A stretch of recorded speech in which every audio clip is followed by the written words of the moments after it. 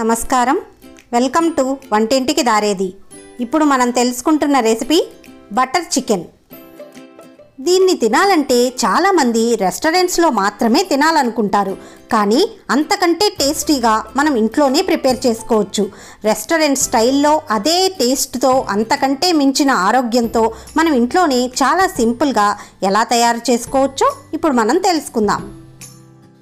ఈ రెసిపీ తయారు చేసుకోవటానికి ముందుగా 500 గ్రాముల చికెన్ని శుభ్రం చేసి ఒక బౌల్లో వేసుకోవాలి.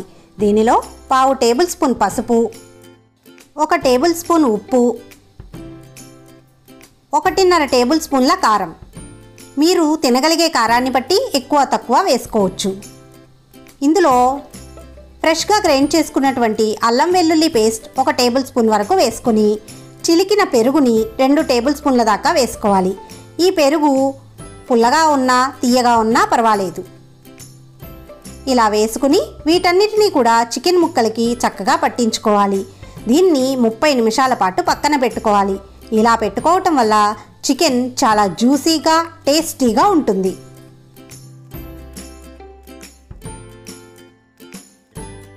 ఒక కడాయిలో 2 టేబుల్ స్పూన్ల నూనెను వేసుకోవాలి. అలాగే 2 టేబుల్ స్పూన్ల బటర్ని కూడా వేసుకోవాలి. ఈ బటర్ అంతా కూడా కొద్దిగా కరిగిన తర్వాత ఇందులో జాపత్రి, 3 యాలకులు కూడా వేసుకుని, సన్నగా కట్ చేసుకున్న ఉల్లిపాయ ముక్కలు, అలాగే సన్నగా కట్ చేసుకున్న మీడియం సైజ్ టొమాటోలు 2 కూడా వేసుకోవాలి. వీటన్నింటినీ కూడా కొద్దిగా కలుపుతూ కొద్దిసేపు ఫ్రై చేసుకోవాలి. ఇలా కొద్దిగా మెత్తబడిన తరువాత ఇందులో ముందుగానే సన్నగా కట్ చేసుకున్నటువంటి 1/2 ఇంచు అల్లం ముక్కలు, అలాగే పొట్టు తీసేసుకున్న వెల్లుల్లి రెబ్బలు 3 వీటన్నిటినీ కూడా వేసుకోవాలి. అలాగే జీడిపప్పులు 8 నుంచి 10 ఇందులో వేసుకోవాలి. మనకి గ్రేవీ సిల్కీగా చాలా టేస్టీగా రావాలంటే జీడిపప్పుల్ని కొద్దిగా ఎక్కువగానే వేసుకోండి. ఇలా 8 నుంచి 10 జీడిపప్పుల్ని కూడా వేసుకుని వీటన్నిటినీ కూడా కలుపుతూ ఫ్రై చేసుకోవాలి. ఇవన్నీ కూడా కొద్దిగా ఫ్రై అయిన తర్వాత కట్ చేసుకున్న కొత్తిమీరని కాడలతో సహా వేసుకోవాలి. ఇలా వేసుకోవటం వల్ల గ్రేవీకి మరింత రుచి అందుతుంది. వీటన్నిటినీ కూడా చక్కగా ఫ్రై చేసుకోండి.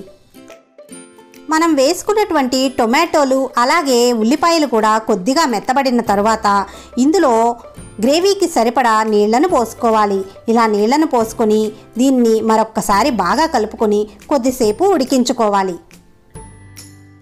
ఓ 5 నిమిషాల పాటు చక్కగా మగ్గించుకున్న తర్వాత స్టవ్ ఆపేసి దింపి పూర్తిగా చల్లార్చుకోవాలి.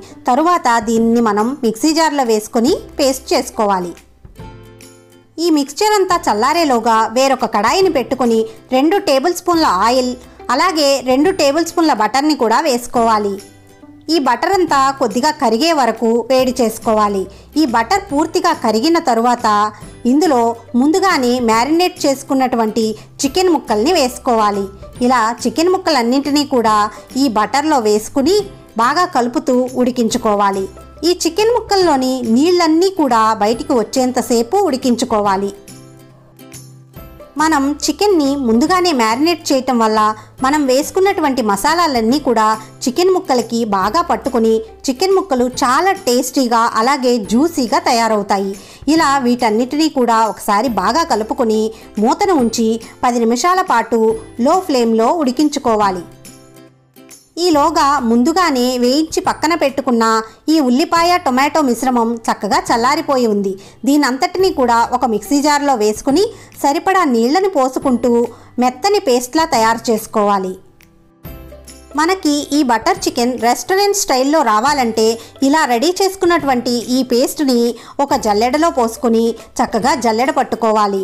ఇలా పట్టుకోవటం వల్ల పైన పిప్పి అంతా కూడా ఉండిపోయి కింద చక్కగా మెత్తని పేస్ట్ మాత్రమే వస్తుంది. అలాగే రెస్టారెంట్ స్టైల్లో ఉంటుంది. 10 నిమిషాల పాటు ఉడికించుకున్న తర్వాత చికెన్ పైన మూతను తీసేసి ఒకసారి చికెన్ని బాగా కలుపుకోవాలి. చూసారా, చక్కగా నీళ్ళన్నీ కూడా చికెన్లోంచి బయటకు వచ్చేసాయి. ఈ నీళ్ళన్నీ కూడా మనం ఎగిరే వరకు ఉడికించుకోవాలి. ఇప్పుడు మంటని హై ఫ్లేమ్లో పెట్టుకొని నీళ్ళన్నీ కూడా ఎగిరిపోయే వరకు కూడా ఉడికించుకోవాలి. ఇలా నీరంతా కూడా చక్కగా ఎగిరిపోయి చికెన్ ముక్కలు కొద్దిగా ఫ్రై అయిన తర్వాత ఇందులో ముందుగానే మనం స్ట్రెయిన్ చేసి పక్కన పెట్టుకున్నటువంటి మసాలా మిక్స్చర్ని వేసేసుకోవాలి. ఈ మిక్స్చర్ని మొత్తాన్ని కూడా పోసుకున్న తర్వాత చికెన్ ముక్కల్ని ఒకసారి బాగా కలుపుకోవాలి. ఈ బటర్ చికెన్ని మీరు కావాలంటే బోన్లెస్ చికెన్తో కూడా చేసుకోవచ్చు. నేను మాత్రం బోన్స్ ఉన్నటువంటి చికెన్తో మాత్రమే చేస్తున్నాను. ఎలా చేసినా టేస్ట్ మాత్రం చాలా చాలా బాగుంటుంది. ఈ మిశ్రమాన్నంతా చికెన్ ముక్కలకి బాగా కలుపుకున్న తర్వాత ఇందులో సరిపడా నీళ్లను పోసుకోవాలి. ఇలా నీళ్లను పోసుకున్న తర్వాత మరొక్కసారి బాగా కలుపుకోవాలి. ఇలా కూరనంతటిని కూడా బాగా కలుపుకొని మూతను పెట్టి మరొక 10 నిమిషాల పాటు చక్కగా మగ్గించుకోవాలి. ఇలా ఉడికించుకోవటం వల్ల మనం వేసినటువంటి మసాలా మిక్స్చర్లో ఉన్న మసాలాలన్నీ కూడా చికెన్కి చక్కగా పట్టుకొని చికెన్ చాలా టేస్టీగా తయారవుతుంది. ఇలా 10 నిమిషాల పాటు మగ్గిన తర్వాత మూతను తీసేసి దీనిలో ముందుగానే ఒక పెనంపై వేడి చేసి పొడి చేసి పెట్టుకున్న 1 టేబుల్ స్పూన్ కసూరి మేతిని ఇందులో వేసుకోవాలి. అలాగే 1 టేబుల్ స్పూన్ బటర్ని కూడా వేసుకోవాలి. ఇలా వేయటం వల్ల అచ్చంగా రెస్టారెంట్ టేస్ట్ మన ఇంట్లోనే వచ్చేస్తుంది. ఈ బటర్ని మొత్తంగా మనం దగ్గర 50 గ్రాముల వరకు ఈ కర్రీలో వాడుకుంటున్నాము. మిగతా బటర్ని కూడా ఇందులో వేసుకుని చక్కగా కలుపుకోవాలి. ఇలా బటర్ని వేసుకుని చక్కగా కలుపుకున్న తర్వాత ఇందులో 1/2 టేబుల్ స్పూన్ వరకు ఫ్రెష్గా తయారు చేసుకున్న గరం మసాలాని వేసుకోవాలి. ఇలా ఫ్రెష్గా తయారు చేసి వేసుకోవటం వల్ల నాన్ వెజ్ కర్రీస్ ఏవైనా సరే చాలా టేస్టీగా ఉంటాయి. కాబట్టి ఎప్పుడు చేసుకున్న ఫ్రెష్గా గరం మసాలాని చేసి వేసుకోండి. కూర చక్కగా మగ్గిపోయిన తర్వాత పైన మనం వేసుకున్నటువంటి ఆయిల్ అలాగే బటర్ పైకి తేలుతూ ఉంటుంది. ఇలాంటప్పుడు ఇందులో కొద్దిగా కట్ చేసుకున్నటువంటి కొత్తిమీరని వేసుకోవాలి. ఇలా కొత్తిమీరను కూడా వేసుకుని చక్కగా కలుపుకొని మరి కొంతసేపు మగ్గించుకోవాలి. ఉప్పు కారాలు ఒకసారి సరిచూసుకొని మీకు ఒకవేళ గ్రేవీ చిక్కగా అనిపిస్తే ఇంకొంత వాటర్ని పోసుకొని మరి కొంతసేపు మగ్గించుకోవాలి. ఇంతేనండి, బటర్ చికెన్ రెడీ అయిపోయింది. చాలా టేస్టీగా ఉండటమే కాకుండా రెస్టారెంట్ స్టైల్లో ఇంట్లోనే చక్కగా రెడీ అయిపోతుంది. చాలా త్వరగా చేసుకునే ఈ రెసిపీని మీరు తప్పకుండా ట్రై చేసి చూడండి. అంతేకాదండి, పిల్లలు చాలా ఇష్టంగా తినేస్తారు. ఇలా చక్కగా మగ్గిన దాన్ని స్టవ్ ఆపేసి దింపి సర్వ్ చేసుకోవటమే. ఇలా రెడీ చేసుకున్న ఈ కర్రీని ఒక బౌల్లోనికి ట్రాన్స్ఫర్ చేసుకొని దీనికి పైనుంచి కొద్దిగా ఫ్రెష్ క్రీమ్ని కొద్దిగా వేసుకొని గార్నిష్ చేసుకున్నామంటే అచ్చంగా రెస్టారెంట్లో ఎలా అయితే ఉంటుందో చూడటానికి కూడా అలాగే ఉంటుంది.